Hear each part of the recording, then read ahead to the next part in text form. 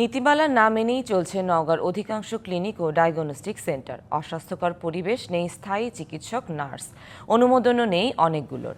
এতে প্রতারিত হচ্ছেন সেবা প্রত্যাশীরা। প্রশাসন ব্যবস্থা না নেয় ক্ষুব্ধ তারা। তবে অবৈধ ক্লিনিকের বিরুদ্ধে নিয়মিত অভিযান চলছে, দাবি স্বাস্থ্য বিভাগের। বেসরকারি ক্লিনিকের অনুমতি পেতে সার্বক্ষণিক চিকিৎসক, প্রশিক্ষিত নার্সসহ প্রয়োজনীয় যন্ত্রপাতি ও স্বাস্থ্যসম্মত পরিবেশ থাকা বাধ্যতামূলক। তবে এ নিয়ম মানছে না নওগাঁর বেসরকারি স্বাস্থ্যসেবা কেন্দ্রগুলো।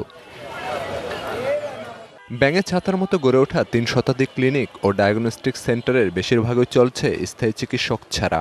নেই প্রয়োজনীয় সরঞ্জাম ও চিকিৎসার পরিবেশ। রয়েছে দালালদের দৌরাত্ম্য। আছে ভুল চিকিৎসা ও সরকারি ওষুধ বিক্রির অভিযোগও, যে কারণে অতিরিক্ত টাকা খরচ করেও কাঙ্ক্ষিত সেবা পাচ্ছেন না রোগীরা। কালার এক্সপার্ট, জর্জ স্যাপ এবং মাইল্ড অন হ্যান্ডস টেকনোলজি সমৃদ্ধ অরিক্স ক্রিস্টাল ওয়াশ আপনার দেখা যাচ্ছে সিট সংখ্যা যা সে অনুযায়ী যে ডাক্তার থাকার কথা বা নার্স থাকার কথা সেখানে কোনো কিছুই নাই।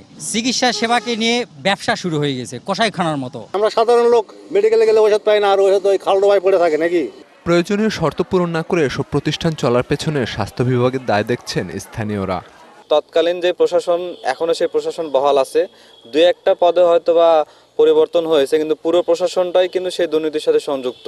আমার দুর্বলতা, নাহলে আমার এখানে সংযুক্তি রয়েছে। নিয়ম না মানা প্রতিষ্ঠানগুলোর বিরুদ্ধে ব্যবস্থা নেওয়ার দাবি ক্লিনিক ও ডায়াগনস্টিক সেন্টার মালিক সমিতির। ৩২৬টার মতো ক্লিনিক, এর মধ্যে 1/3 ক্লিনিক আমাদের সরকারের রেজিস্টারভুক্ত না। যারা চলার মতো তা চালাতে হবে, যারা চলেন তাদের বাদ দেওয়ার ব্যবস্থা করতে। ক্লিনিকগুলোকে নিয়মের আওতায় আনতে স্বাস্থ্য বিভাগ চেষ্টা চালাচ্ছে, জানালেন নওগাঁ সিভিল সার্জন। এখানে প্রায় ৩০০-র অধিক হসপিটাল এবং ডায়াগনস্টিক সেন্টার আছে, এবং এগুলো দেখার পর এদের হালনাগাদ আছে কিনা বা এদের লাইসেন্স আছে কিনা বা অবৈধভাবে পরিচালিত হচ্ছে কিনা, এগুলো আমি A to Z এটা তদারকি করছি। এ ব্যাপারে স্বাস্থ্য বিভাগকে আরও তৎপর হওয়ার আহ্বান স্থানীয়দের।